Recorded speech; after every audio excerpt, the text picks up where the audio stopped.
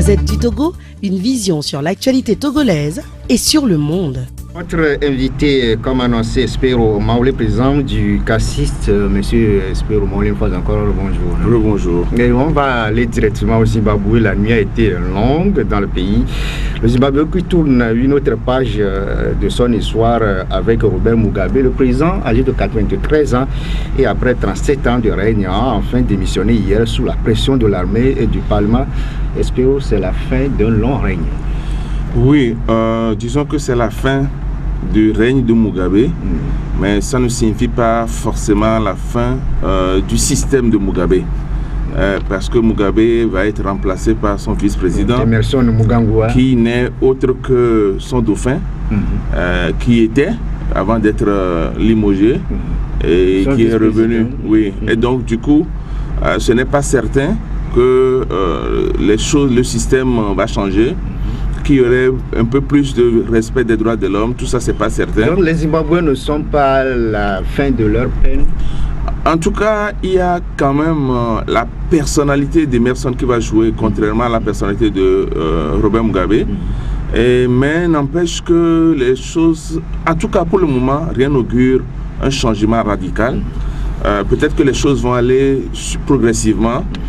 Ça dépendra, entre autres, de la direction que Emerson veut donner. S'il veut faire une ouverture sur le monde, je suppose que les Chinois, les Européens vont vouloir l'accompagner. Et selon la cagnotte des uns et des autres, il peut opter pour un régime plus démocratique s'il prend la cagnotte des Européens, ou un régime un peu plus fermé s'il prend la cagnotte des Chinois. Étant entendu que les valeurs démocratiques en Chine ne sont pas les mêmes que les valeurs démocratiques en Europe. Il dispose de 90 jours pour organiser de nouvelles élections, mais auparavant, Mugabe avait quand même refusé de démissionner. C'est vrai que le bras de fer entre lui et son armée a duré presque 8 semaines. Est-ce que vous avez compris pourquoi le vieux s'accrochait tant au pouvoir? Il y a la nature humaine qui voudrait que les gens s'accrochent toujours au pouvoir au risque de se faire éjecter du pouvoir. C'est ça que Montesquieu a dit depuis 1791, quand il disait que tout homme qui a du pouvoir est tenté d'en abuser. Et pour en abuser, il faut rester au pouvoir. Et comprenons que Mugabe, à un moment donné, étant donné qu'il fut l'un des artisans de la libération du Zimbabwe, il a l'impression que c'est sa chose. Et donc, avec tout son parti qui lui était acquis, il pensait qu'il pouvait faire tout ce qu'il voulait, notamment faire gérer le parti par son épouse, et éventuellement après les gens de sa famille. Donc il a considéré Zimbabwe comme une monarchie, et jusqu'au dernier moment il n'a pas compris que ce qui lui arrivait, c'était à lui qu'il arrivait, et donc il pensait qu'il pouvait encore rester, et surtout qu'il sait que les militaires ne pouvaient pas oser faire un coup d'État. D'abord, les relations avec les chefs de l'armée, et ensuite la communauté, l'âge avancé, et puis la communauté internationale qui n'aime plus trop les coups d'État. Aujourd'hui, malgré tout, il reste un monument dans l'histoire zimbabwéenne. Disons qu'il a eu au dernier moment le sursaut qu'il a fallu pour demeurer toujours une histoire. Parce que si malheureusement on devait arriver jusqu'à l'évincer par la procédure de démission. Le Parlement se réunissait hier, mais lui-même il a envoyé quand même une lettre de démission qu'on a lu publiquement. S'il avait laissé aller jusqu'au bout, il aurait perdu complètement, y compris son titre son titre historique. Et heureusement qu'au dernier moment, il a eu ce sursaut-là. Mais on n'était pas obligé d'arriver jusque-là. Bon, ma seule joie à moi, c'est qu'il n'y a pas eu de perte en vie humaine avant qu'il ne quitte. Voilà. Aujourd'hui, il a quitté le pouvoir. Est-ce une leçon pour ces chefs d'État dinosaures-là qui sont toujours aujourd'hui en Afrique? Je pense que la belle leçon, c'est celle du président Ouattara, qui n'a pas hésité à dire, est-ce qu'il a su avant de le dire, en tout cas il a dit, que tous les chefs d'État doivent savoir maintenant qu'il n'est plus opportun de s'accrocher au pouvoir. et que par les éléments démocratiques, les processus démocratiques, on doit pouvoir quitter le pouvoir en temps prévu par la Constitution. Est-ce qu'il y a eu une leçon à tirer? Évidemment, il y a eu une leçon à tirer, mais peut-être que la leçon que moi je veux tirer, les gens ne le percevraient pas de la même façon. C'est de dire attention, parce que ce que l'armée a fait, au-delà du fait que ça a fait partir Mugabe, c'est quand même un couteau à double tranchant. Est-ce que ce n'est pas un signe pour dire que l'armée peut intervenir à tout moment pour basculer le système démocratique? Il faut craindre ça aussi. Heureusement ou malheureusement, je ne sais pas trop, le chef d'état-major n'a pas semblé dire qu'il fait un coup d'État, mais c'était un coup d'État qui ne disait pas son nom, dans la mesure où il a mis suffisamment de pression pour que le chef de l'État parte. Que cela ne soit pas un exemple pour nos autres pays africains, pour que l'armée ne puisse pas dire à un moment donné, bon, nous on décide que, et puis bon, on met la pression, et le chef d'État soit contraint de partir ou de rester. Donc je pense que ce qui serait mieux, c'est que l'armée reste toujours en dehors du jeu politique et se cantonne dans son rôle républicain, celui de défendre l'intégrité du territoire. On va voir l'après Mugabe, puisque son vice-président Emmerson Mnangagwa est attendu ce jour à Harare. Il sera nommé vice-président ou bien président par intérim. Il a 90 jours pour organiser d'autres élections. Direction la Libye où on a noté avec la diffusion de la chaîne CNI, la chaîne américaine, la vente aux enchères d'esclaves. Spiro, c'est une grave enquête encore aux droits de l'homme. Je dirais que la bêtise humaine a atteint son sommet. Parce qu'à partir du moment où tu as un être humain, tu commences par vendre comme un animal ou un objet quelconque, un autre être humain, je pense que la bêtise est au sommet. Mais il ne faut pas se voiler la face. Personne ne peut prétendre ne pas savoir que les traites humaines continuaient. Ça a pris d'autres formes un peu plus subtiles, mais ça continuait toujours. On a parlé de la Libye, mais on pouvait parler également de la Mauritanie, où il y a toujours jusqu'à ce jour deux classes d'hommes, les esclaves entre guillemets et les maîtres. Et généralement dans ces pays-là où il y a à faire une discrimination selon l'ethnie, selon la race, malheureusement c'est toujours la race noire qui est l'esclave et la race blanche qui est le maître. Et pourquoi les responsables des pays africains, nos chefs d'État ne disent rien? Il fallait attendre d'abord la diffusion de cet élément par une chaîne américaine avant qu'on ne réagisse. Je voudrais être de bonne foi avec, être gentil avec les chefs d'État africains pour dire que ce n'est pas parce que c'est la CNN, mais que c'est parce que l'information est sortie sur la chaîne publique, sur les médias publics, sur les médias du monde entier, et c'est ça qui les a un peu titillés. Mais que dans tous les cas, et puis ce n'est pas seulement les chefs d'État africains qui ont réagi. Il y a les acteurs, les artistes. Oui, il y a le secrétaire général des Nations Unies qui a réagi également. Il ne peut pas me dire qu'il ne savait pas non plus. Et donc c'est quand même un déclic avec lequel il serait anormal que malgré qu'on ait montré ça aux yeux de tout le monde, qu'on puisse encore se taire. C'est comme par exemple, vous pouvez savoir que il y a un fléau, il y a un problème. On n'en fait pas une priorité, mais à partir du moment où on monte ça à la face du monde et que ça froisse les subtilités, je pense qu'en ce moment il faudrait quand même réagir. Mais ce serait mieux si on peut réagir avant. Oui, parce qu'on a vu que chaque fois la Méditerranée vomit des cadavres des jeunes Africains qui veulent quand même aller trouver d'autres choses, aller à un Eldorado. Pour certains, qu'est-ce qui sera la cause de ce départ massif des jeunes Africains vers l'autre côté de la Méditerranée? La cause, elle est multiforme. Elle est multiforme, mais l'une des causes les plus récurrentes, c'est la pauvreté. c'est la misère dans nos pays africains. Quand les gens ne se sentent pas à l'aise chez eux parce qu'ils ne trouvent pas suffisamment à manger, et qu'ils pensent qu'en Europe tout va bien, sans le savoir, parce qu'en réalité tout ne va pas bien en Europe. Vous pouvez trouver des Africains en Europe ou des Européens en Europe qui sont dans des situations pires que les Africains en Afrique. Mais ils ont une image qu'en Europe tout va bien. Tout au moins sur le plan démocratique, tout va bien. En tout cas, c'est nettement mieux que ce que nous avons dans nos pays africains. Et n'oublions pas non plus qu'il y a parfois c'est les guerres qui font que les gens quittent l'Afrique pour aller là-bas. Et parfois, c'est tout simplement la dictature dans leurs États qui font que les gens sont obligés de fuir le pays pour ne pas être tyrannisés. Et donc, ça fait suffisamment de causes qui obligent chacun à quitter et à aller pour aller quelque part. Pour certains, bon, on l'a dit, la mauvaise gouvernance, une population galopante, le manque d'éducation. J'enlèverai quand même la surpopulation. Parce que en réalité, nos pays ne sont pas aussi surpeuplés que ça.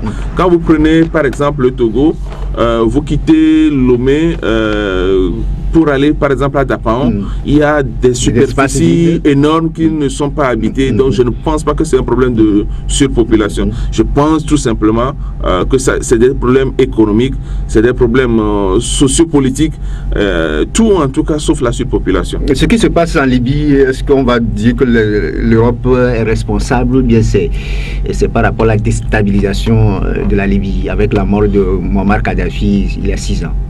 Présenter le problème comme ça reviendrait à la même question, parce que tout le monde dit que le décès de Kadhafi c'est lié aux Européens, et donc ça veut dire qu'en gros, est-ce que c'est l'Europe qui est la cause de ça? Non, je pense que ça fait longtemps que nous devons cesser ce discours de victimes là, en disant c'est l'Europe qui est à la base de nos problèmes. Commençons par réfléchir autrement. N'oublions pas que les Européens recherchent leurs propres intérêts et c'est tout à fait légitime. Et donc, si leurs intérêts doivent passer par le fait de brimer les intérêts des Africains, ils n'hésiteraient pas et c'est tout à fait normal. Et donc, que l'Afrique aussi se prenne en charge en créant des institutions et des processus démocratiques corrects et en respectant les droits de l'homme, en œuvrant véritablement pour l'intérêt général de leur population. Et je pense que les Africains seraient à l'aise chez eux. Et nous avons beaucoup de ressources humaines, beaucoup de ressources humaines d'abord, beaucoup de ressources minières.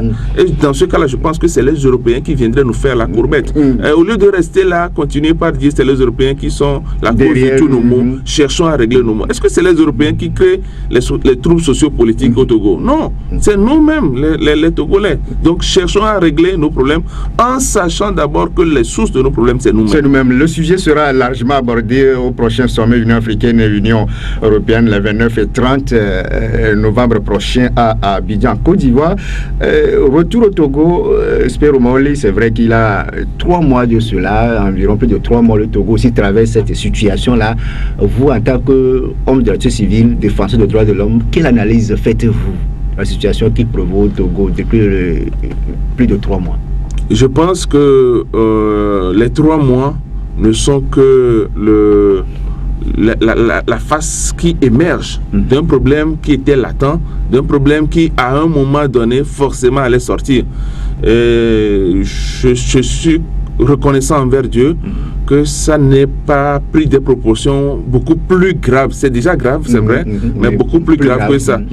Et si nous faisons semblant de penser qu'il n'y a pas de problème aujourd'hui à régler, si nous faisons semblant de penser que parce qu'il y a accalmie, tout est déjà réglé, nous risquons à court ou à long terme d'être encore surpris. Et ce n'est pas une question de personne. Disons que Atiki Achadam a été l'événement, mais ça aurait pu être n'importe qui. À un moment donné, rappelez-vous qu'avant le 19 août, il y a eu suffisamment de manifestations avec la synergie des travailleurs du Togo, et également avec l'ANC, mais à un moment donné, pour l'ANC, c'est rentré dans la routine et donc on ne sentait pas. Mais à tout moment, ça pouvait se déclencher. Et voyez, par exemple, aujourd'hui, il y a des villes qui ne faisaient pas de manifestations, qui se sont réveillées. Je pense que c'est plutôt apprendre avec d'un ras-le-bol général. C'est plutôt, je dirais, l'expression d'une prise de conscience un peu plus générale. Parce qu'à un moment donné, les gens se disaient que par rapport à leur religion, ils ne devraient pas s'ingérer dans la gestion politique. Aujourd'hui, ils ont compris que la gestion politique n'est pas de faire la politique. Vous savez, tous les citoyens ont l'obligation de faire de la politique, mais tous les citoyens n'ont pas cherché à briguer à un poste électif. Voilà. Et donc, c'est une question de la gestion de la cité, et je pense que tout le monde a compris aujourd'hui, et il faut régler ce problème le plus correctement possible. En quoi, commençant par où? Nous, on l'avait annoncé bien avant même le 19 août qu'il était temps de faire les réformes. Il faut asseoir les bases juridiques d'un Togo nouveau. Et ça passe par les réformes aussi bien institutionnelles qu'aussi bien constitutionnelles. Ce que tout le monde crie, et c'est tout à fait normal parce que c'est le test de base, c'est les réformes constitutionnelles. Ça fait depuis 2006 qu'on en parle. Avec la signature de l'APG, 12 ans déjà. 12 ans déjà, rien n'a été fait. Je pense que ça urge de faire les réformes constitutionnelles, mais il urge également de faire les réformes institutionnelles. Aujourd'hui, on a dit qu'on a refait la CENI. Je voudrais oser croire que c'était juste du saupoudrage et qu'on reviendra de vraies réformes. Ce n'est pas changer les personnes qui comptent, c'est changer le fonctionnement même de ces institutions-là. Le rôle même pour... comment on fait même pour désigner les gens à ces... Et j'ai été très content quand, par exemple, au niveau de la CNDH, la Commission nationale des droits de l'homme, les tests ont été revus, les tests ont été améliorés. Plus de pouvoir à la CNDH. Absolument. Et donc, j'espère que bientôt, après avoir réglé le problème togolais, on va s'asseoir, on va réfléchir ensemble pour pourvoir à cette commission. Pendant des réformes constitutionnelles institutionnelles, c'est vrai que ça fait 12 ans qu'on a signé l'APG et au niveau de l'opposition, on remarque que il y a un manque de volonté au niveau du pouvoir pour mettre en application les accords de cet APG-là. Aujourd'hui, selon vous, qu'est-ce qui bloque l'application de ces tests? Aujourd'hui, je pense que il n'y a plus vraiment quelque chose lié à l'application de ce test-là. Aujourd'hui, le débat a un peu dépassé ce stade-là. Aujourd'hui, il s'agit essentiellement, c'est-à-dire que s'il n'y a pas pour certains, l'APG est caduque parce que les choses ont évolué. L'APG n'est pas caduque pour la simple raison qu'on n'a pas fini de l'appliquer. Vous ne pouvez pas signer un contrat, ne pas finir de l'exécuter, dire que c'est caduque, surtout qu'il n'y a pas un événement nouveau qui donne sa caducité. Non, je pense qu'aujourd'hui, ce qui fait blocage, c'est que les deux bords, c'est-à-dire la sensibilité présidentielle et la sensibilité qui manifeste, chacun a essayé de conforter le plus possible sa position.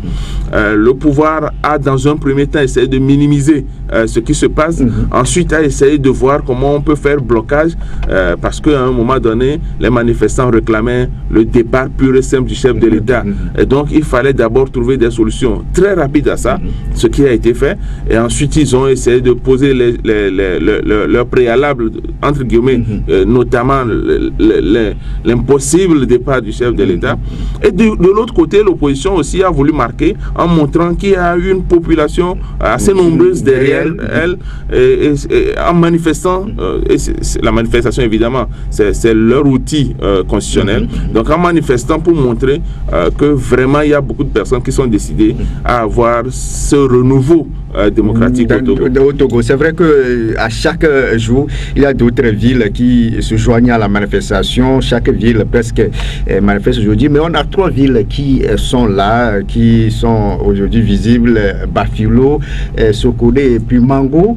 Les manifestations sont interdites dans ces 3 villes-là. Au niveau du Cassis, c'est vrai que vous êtes acteur de droits de l'homme. Est-ce que les raisons avancées par le gouvernement, comme quoi il y a des armes qui circulent dans ces villes-là, la Kié l'étude n'est pas encore au point. Est-ce que vous avez reçu ces arguments-là du gouvernement comme convaincants pour annuler des manifestations dans ces 3 villes?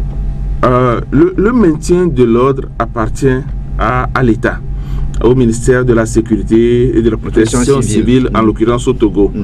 Et normalement, je pense que c'est à eux de pouvoir justifier pourquoi ils interdisent une manifestation qui a un pouvoir constitutionnel.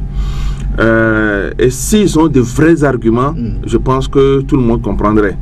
Aujourd'hui, l'argument donné, c'est qu'il y a des armes qui circulent. Mais le nombre exact n'a pas été donné.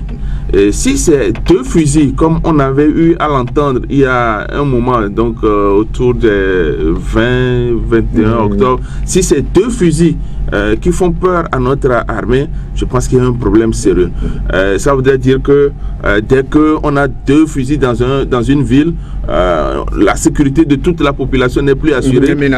Je pense qu'il y a un problème et dans ce cas, ce ne serait pas sérieux. Bon, maintenant, s'il y a des informations certaines au niveau du ministère qui fait état de beaucoup plus d'armes et que c'est pour ça qu'on veut éviter, alors on comprendrait et on partagerait. Mais est-ce que en réalité ces armes-là existent réellement parce que à un moment donné, on a eu comme information les visites des domiciles pour fouiller, on a récupéré certaines armes, on a présenté ça à la télévision nationale. Bon, et puis avec quelques bévues, évidemment. On a aussi ramassé les gris-gris. On a montré des gris-gris, ça c'est des bévues. C'est la foi des gens. C'est la foi des gens. Même si vous ne la partagez pas, vous ne pouvez pas montrer ça comme des trésors de guerre et montrer ça aux médias. Pour certains, pourquoi on n'avait pas ramassé les Bibles et puis les Corans? Absolument. C'est brimer c'est une discrimination liée à la foi des gens. Bon, maintenant, si on met de côté tout ça là, je pense que sincèrement, il est temps que le ministère de la Sécurité, sur la base d'enquêtes sérieuses, puisse redonner à ces populations-là leur droit constitutionnel de pouvoir manifester. Et parce que plus on les empêche de manifester, plus les frustrations augmentent et plus ils cherchent l'occasion de manifester ça. Et malheureusement, c'est comme le principe de l'eau qui bout dans une casserole qui est couverte. À un moment donné, la pression fait que le couvercle tombe. Et donc, il faudrait mieux que très rapidement, on fasse des enquêtes pour voir si effectivement il y a beaucoup d'armes qui circulent, pour sécuriser ces villes-là et les autoriser à faire les manifestations. Mais je précise, quand je dis sécuriser, ce n'est pas procéder à des arrestations massives, c'est faire des enquêtes réelles, minutieuses, indépendantes et impartiales, sans s'en prendre aux manifestants parce qu'ils ont manifesté, mais en utilisant des arguments vrais pour situer les responsabilités avant de libérer les manifestants. Mais je rappelle que faire des manifestations pacifiques et publiques, c'est un droit constitutionnel, c'est un droit légal. Il faut donc libérer les populations. On a aussi vu que ces violences ont fait beaucoup de victimes, tant au niveau des forces de sécurité qu'au niveau des civils. Mais vous avez écouté le chef de l'État le 10 novembre au camp de T-Média devant ces forces de défense de sécurité. Il a promis quand même que ceux-là qui ont quand même décapité, lynché 2 de leurs collègues à Sokoré seront activement recherchés, punis et châtiés. Est-ce que ces paroles du chef de l'État vous disent quelque chose? Oui, je pense que c'est des paroles qu'une organisation qui lutte pour l'impunité doit savourer, mais regarder avec une loupe pour s'assurer que ça n'a pas des relents cachés. Vous voyez, si le président de la République annonce qu'on va chercher activement ceux qui ont fait, c'est bien pour nous. C'est bien pour nous. Mais est-ce que c'est seulement les assassins des militaires qu'il faut rechercher ou tous ceux qui ont assassiné des gens, ou alors tous ceux qui ont créé la mort des gens, ou alors tous ceux qui ont détruit les édifices publics ou privés, ou alors tous ceux qui sont rentrés dans les maisons, ont tabassé des gens. C'est tous ces gens-là qu'il faut rechercher. Il faut rechercher, situer les responsabilités, et s'il faut sanctionner, on sanctionne tout le monde. Il ne s'agit pas de faire une discrimination liée par exemple à l'appartenance professionnelle. Dire que comme c'est les militaires, on va chercher ceux qui les ont tués. Mais pour certains aussi, ces paroles du chef de l'État semblent monter l'armée contre les civils. Est-ce que vous aussi vous lisez ce genre de... Vous lisez aussi ça dans le message du chef de l'État? Est-ce que c'est une façon... Non, je pense que c'est plus une façon de rassurer, de se rassurer que l'armée est toujours derrière elle.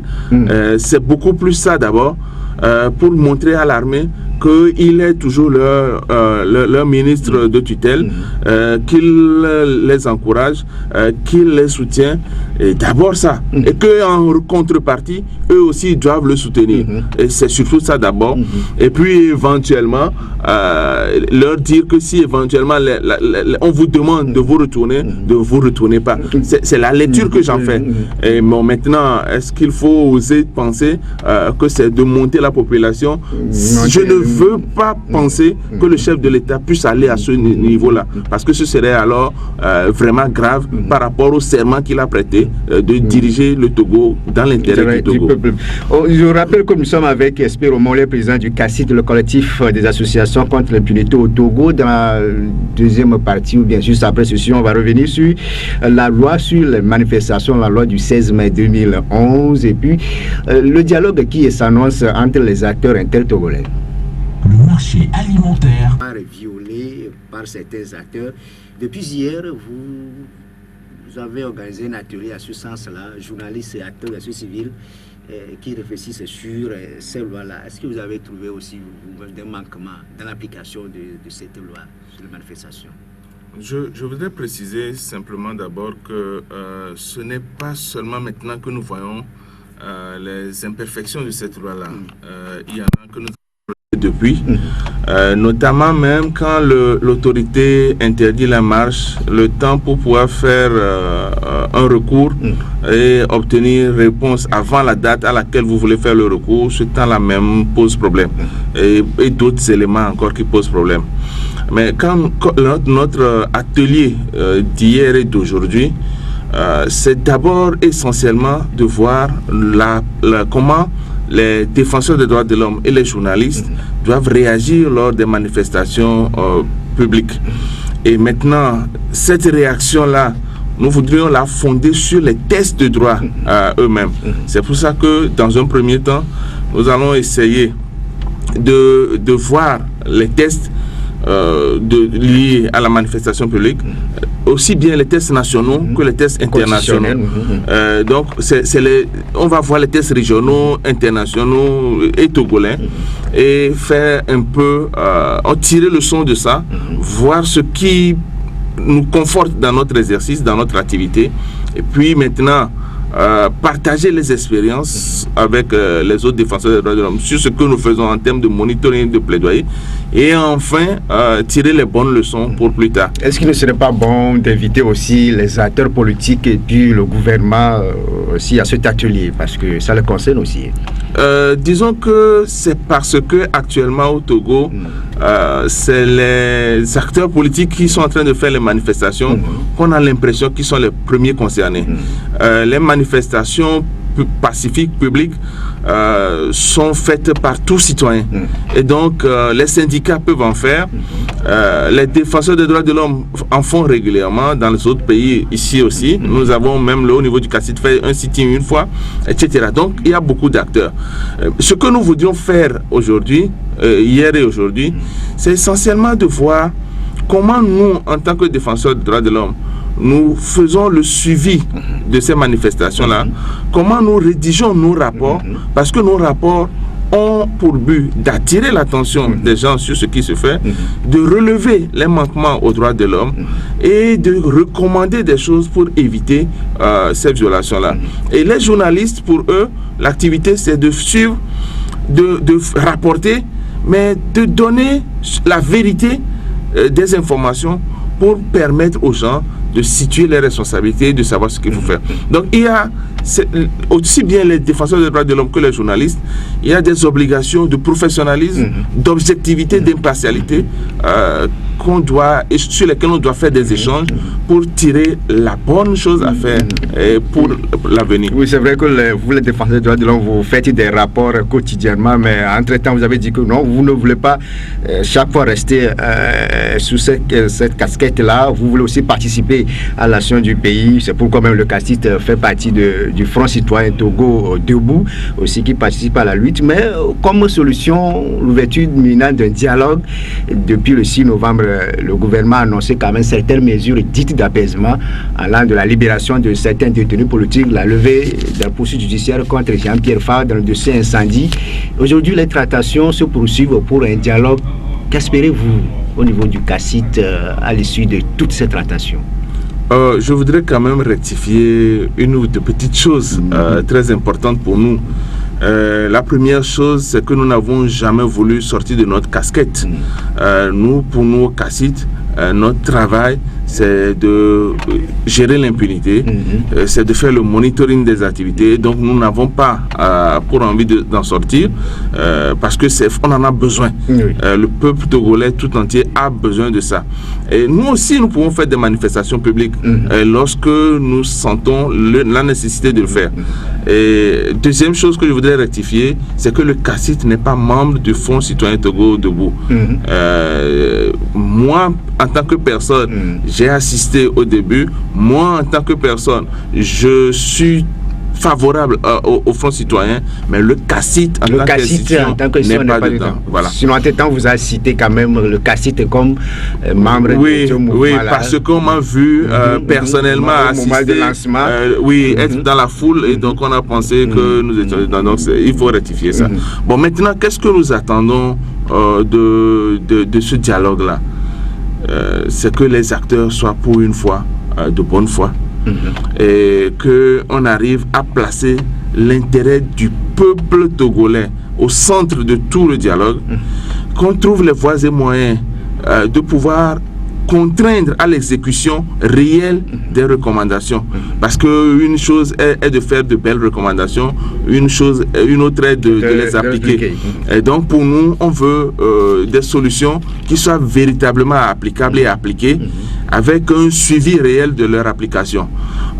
Nous espérons que quand le dialogue vrai va commencer, on va forcément associer la société civile. Nous espérons qu'on va les associer. Vous réclamez votre place autour de la table?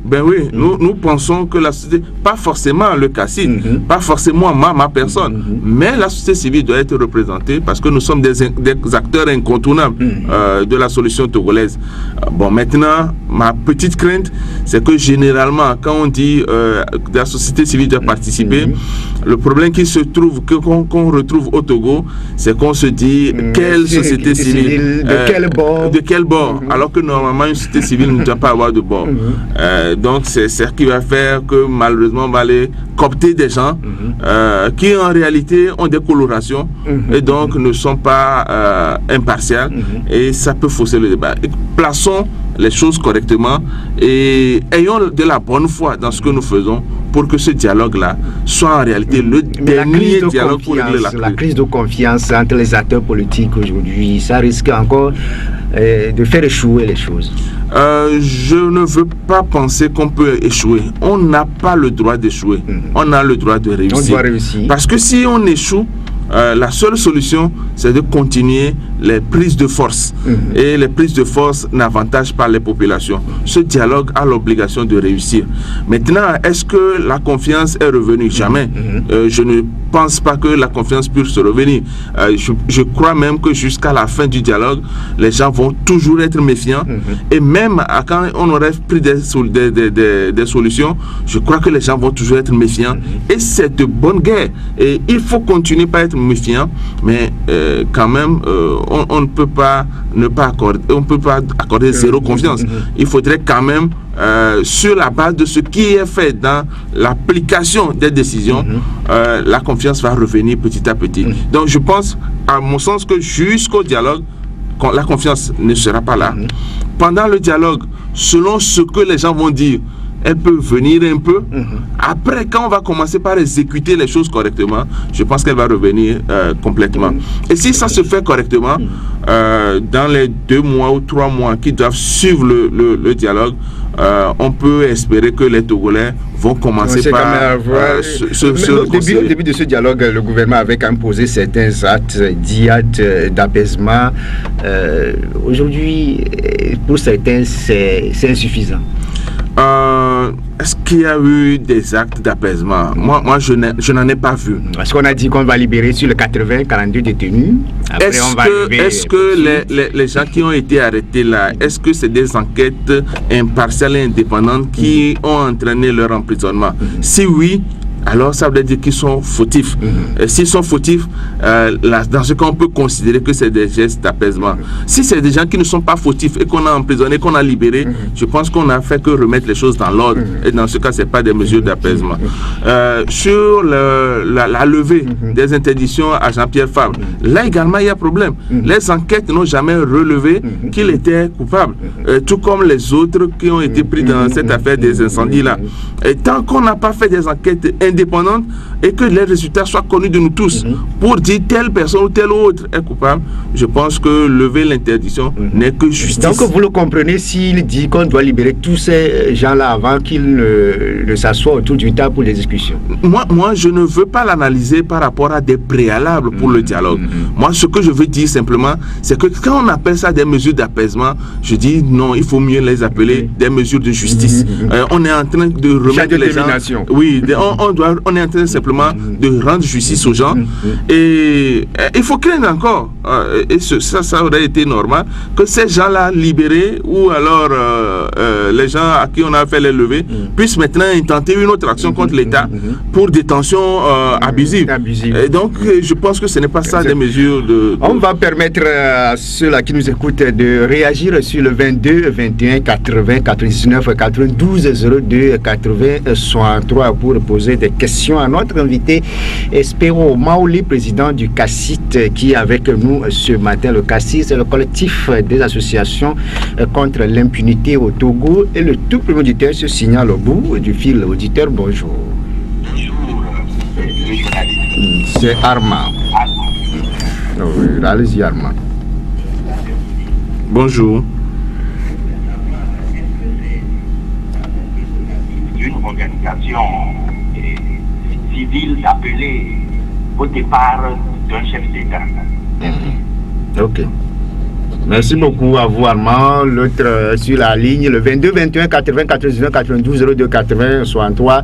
Auditeur, bonjour. Et bonjour. Bonjour. Commis, hein?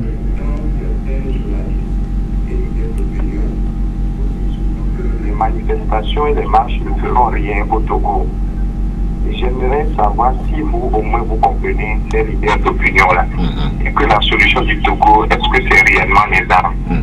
Vous pourriez nous donner plein d'informations là-dessus. Merci. Merci beaucoup à Commis. Derrière Commis, on prend le troisième intervenant. Comme la vie, bonjour. Bonjour, monsieur. Oui, je voulais savoir... Votre correspondant vous a mis en attente. Merci de patienter quelques instants. Alors, passeport, alors, agir. Allô, comme la vie? Oui, allô? Oui, reprenez la question. Moi, j'aimerais savoir si la CPI peut agir sans l'appui de la classe politique. Parce qu'on voit les gens de la politique marcher ou bien faire des marches avec l'opposition. Quand on voit la DT et la cartel, on a vu beaucoup de la société. Est-ce qu'il ne peut pas dénoncer de ces choses qui voient que c'est pas bon sans se appuyer sur les partis politiques? Merci beaucoup.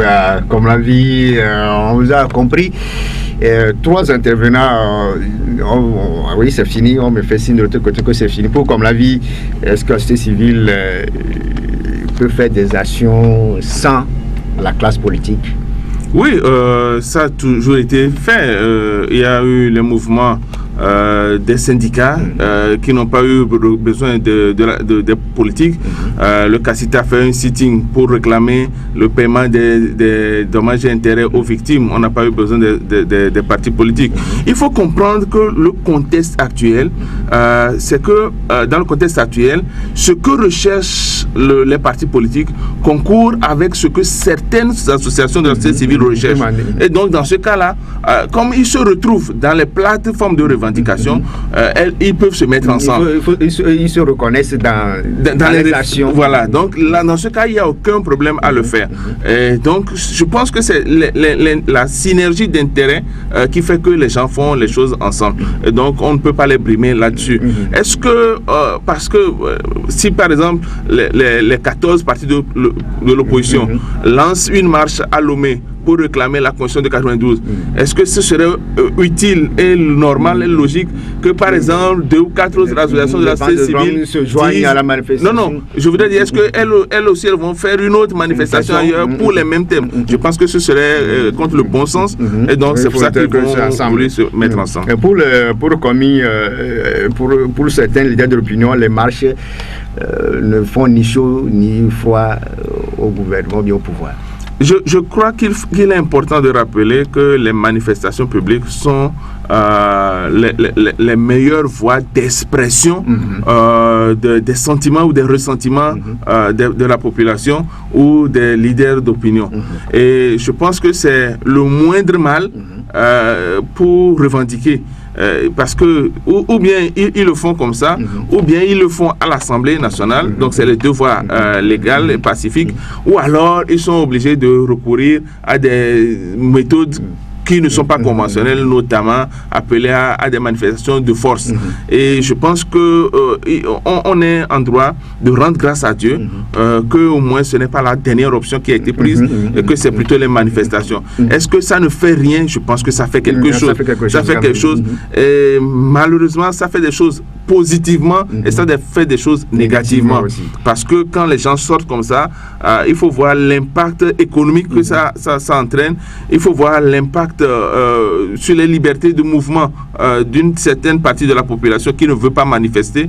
Tout ça là, c'est vraiment des impacts négatifs. Cependant, il y a des impacts positifs parce que au moins ça permet à une grande partie de la population de montrer son point de vue par rapport à la situation sociopolitique. Est-ce que c'est votre droit de demander le départ du chef de l'État? Le CACIT n'a jamais demandé. La société civile. Alors là, il faut se nuancer. Parce que quelqu'un aussi l'a demandé. Il y a les organisations de la société civile peuvent être thématiques et d'autres peuvent ne pas l'être. Si par exemple vous avez une société, une organisation qui lutte pour la défense des droits de l'homme, purement et simplement, elle n'a rien à dire par rapport à ce que le président de la République parte ou pas. Mais quand vous prenez un mouvement citoyen, je donne l'exemple de Togo Debout, qui est un mouvement citoyen, qui n'a pas de thématique pointue, dont la thématique est alors la gouvernance.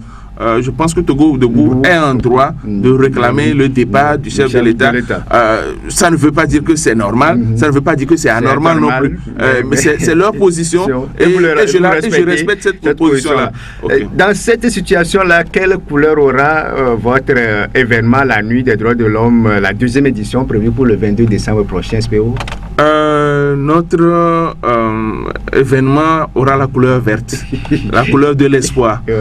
C'est-à-dire que nous espérons que les gens, dans le souci de se faire nominer, les gens, dans le souci de montrer qu'ils n'ont pas été nominés pour rien, voudraient faire un sursaut d'orgueil pour faire respecter les droits de l'homme. Et ça, ce serait tout le Togo qui va gagner, parce qu'on aurait de nouvelles personnes acquises à la cause de la défense des droits de l'homme. Et donc, nous ferons tout et tout. Ça veut dire que ça tient le 22 décembre. Absolument. Par la grâce de Dieu, ça tiendra. Et je promets que ce serait un bel événement. Et nous espérons que ceux qui seront choisis feront honneur à leur nomination, à leur choix, et qu'ils feront là où ils seront, ils continueront par faire tout ce qui est bon pour la défense des droits de l'homme. Merci beaucoup à vous, Spiro Maoli, d'être passé dans cette émission. Merci à Ite Messan pour la mise en onde. Vidira Kofi Anani a réalisé cette émission. Merci aussi à Romial Ladjou qui nous a quand même assisté. On salue aussi son directeur général Ildefonse Akpaki de la Gazette du Togo. Point final à cette édition. Merci. Jacob Ahama sera là à 9h pour le journal Aminance. Donc rendez-vous à 13h pour le journal de la mi-journée. Portez-vous bien sur la chaîne de l'excellence. La Gazette du Togo, une vision sur l'actualité togolaise et sur le monde. Rejoignez-nous sur le www.lagazettedutogo.com ou sur nos comptes Facebook, Twitter et YouTube. Pour tout contact, écrivez à contact@lagazettedutogo.com ou appelez le 92 80 88 53. La Gazette du Togo, c'est l'information en continu.